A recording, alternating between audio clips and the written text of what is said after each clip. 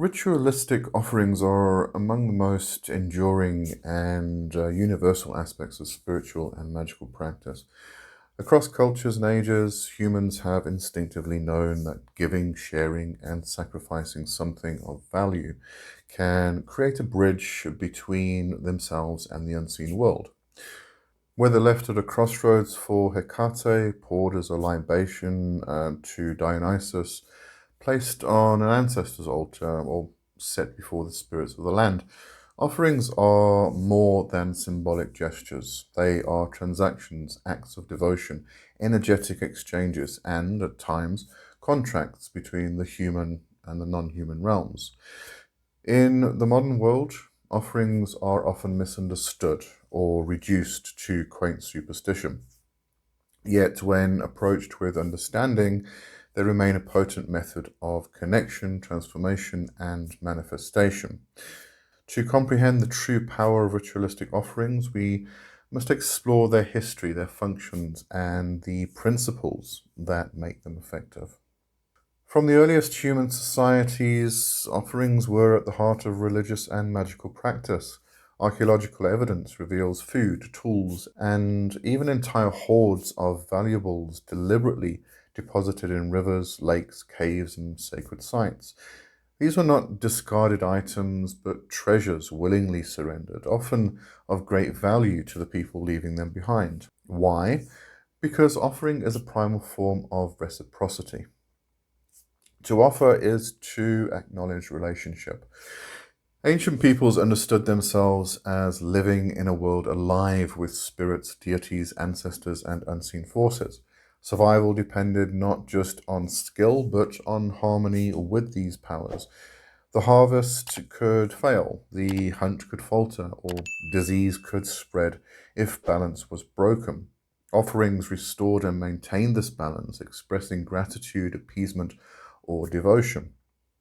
In many cultures, offerings were also about feeding the gods or spirits. The act of burning incense, pouring wine, or sacrificing livestock was not only symbolic but literal nourishment. The divine was sustained and empowered through what was given, and in return, blessings flowed back to the human world. This idea of reciprocal sustenance remains central to many traditions today. At its core, offering is communication. It is not mere giving, but speaking a language of respect, intention, and energy. Unlike prayer, which is verbal, offerings are material or energetic. They embody commitment.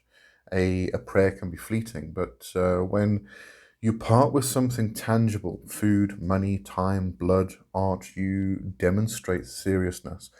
Offerings function through the principle of exchange.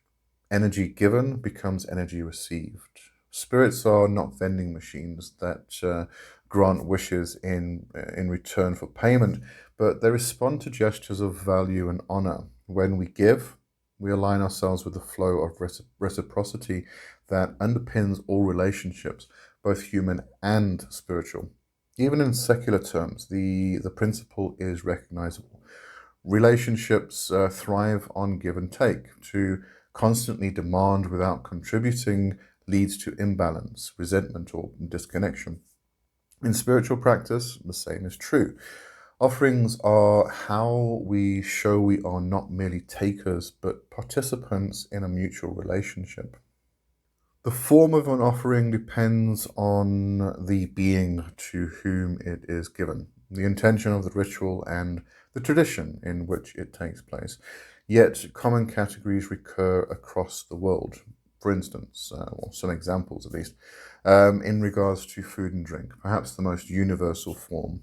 Bread, wine, milk, fruit, honey, meat, and grains are found in countless offering traditions. Libations of wine or water poured onto the earth honors gods, ancestors, and spirits. Food is life force, making it a natural medium to connect. We also find incense and smoke, so burning resins, herbs, or incense is a way of offering through transformation. The physical substance becomes smoke, rising into the unseen. Many spirits are believed to consume or draw nourishment from smoke. We also find objects of value, such as jewelry, coins, weapons, tools, or crafted items, are often left in sacred places. The value lies not only in material worth, but in what it costs to the giver emotionally or socially to part with them. Acts and devotions, offerings need not always be physical. Singing, dancing, fasting, acts of service, or creating art for the gods are powerful forms of giving. Time and effort are valuable currencies. Blood and vital force. In certain traditions, offerings of blood, hair, or breath are made. These are potent because they carry the essence of the giver. Such practices require caution and should only be undertaken with deep respect and understanding. And then modern offerings. In contemporary practice, offerings may include digital creations, written works, or charitable acts performed in a deity's or spirit's name. The principle remains giving something of value that carries intention. An offering is not just the thing itself, but the thought, will, and intention infused into it. A stale piece of bread tossed casually is not the same as bread baked with care, blessed with gratitude, and placed with reverence. Spirits and deities are sensitive to authenticity. The intention determines the purpose. Offerings can be made to give thanks for blessings already received, or request favor for future endeavors. Can be made to appease forces that may be hostile, or to honor ancestors or deities simply out of devotion, and also to seal a pact or agreement with a spirit. It is crucial to be clear about why the offering is being made. Vagueness leads to weak results, just as in human relationships, a vague gift without context can confuse rather than delight. Now, the word sacrifice comes from the Latin sacrificium, meaning to make sacred. Sacrifice is an offering elevated to a higher intensity where something of genuine value is surrendered. It may be a prized possession, a significant portion of resources, or the act of renouncing something dear. Sacrifice is powerful because it is costly, it hurts. It demonstrates that the practitioner values the relationship or the desired outcome enough to give something up. This principle operates psychologically, spiritually, and magically. When you sacrifice, you create a vacuum, and nature abhors a vacuum. Something flows in to fill the space left behind. Not all offerings need to be sacrifices, but the occasional act of true giving up deepens spiritual bonds and can catalyze transformation. It is not about waste, but about willingness. Offerings do not operate in isolation. They are part of ongoing relationships with spirits, gods, and forces. One-off offerings made only when something is wanted are transactional and shallow. Consistent offerings, however, build trust and intimacy. An altar with regular offerings becomes a living space charged with spiritual presence. Ancestors respond when remembered with food, candles, and words. Deities reveal themselves more fully when honored consistently. Spirits of place become allies rather than strangers when respected with regular libations. These offerings anchor the unseen in the seen. They are a reminder that the relationship is alive, not dormant. Like watering a plant, offerings keep spiritual connections nourished and growing. While offerings have metaphysical effects, they also impact the practitioner's psyche. To offer is to practice humility. It is to acknowledge forces greater than oneself and to act with gratitude.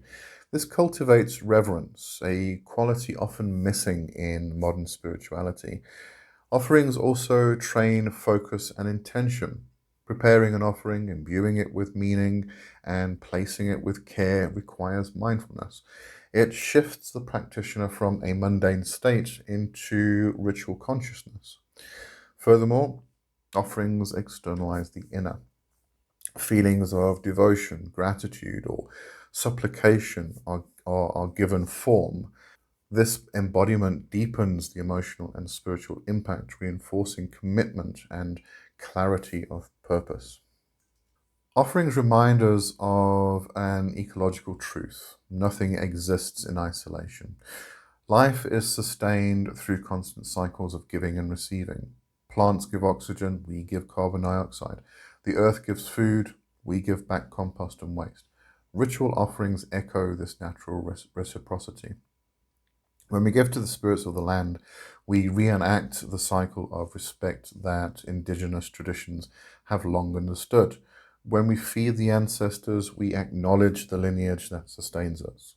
Offerings keep us aware of our place in the web of relationships, countering the illusion of separateness that modern culture fosters.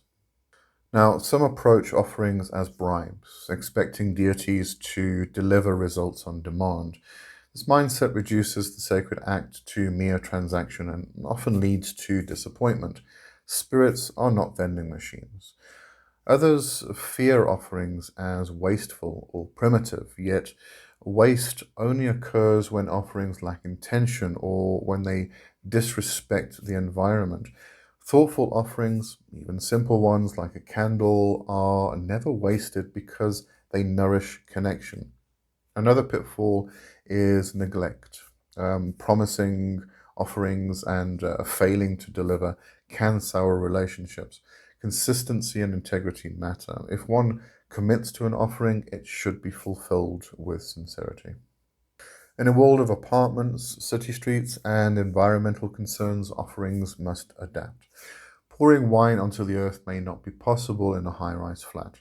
Burning incense may not suit those with allergies, yet adaptation is part of a living tradition. Offerings can be placed in indoor bowls, later disposed of respectfully. Eco conscious practitioners may leave biodegradable offerings, avoiding plastics or non native plants. Some channel offerings into acts of service, such as donating food in a deity's name.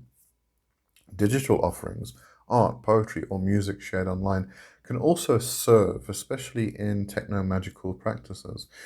The form matters less than the sincerity and value behind it.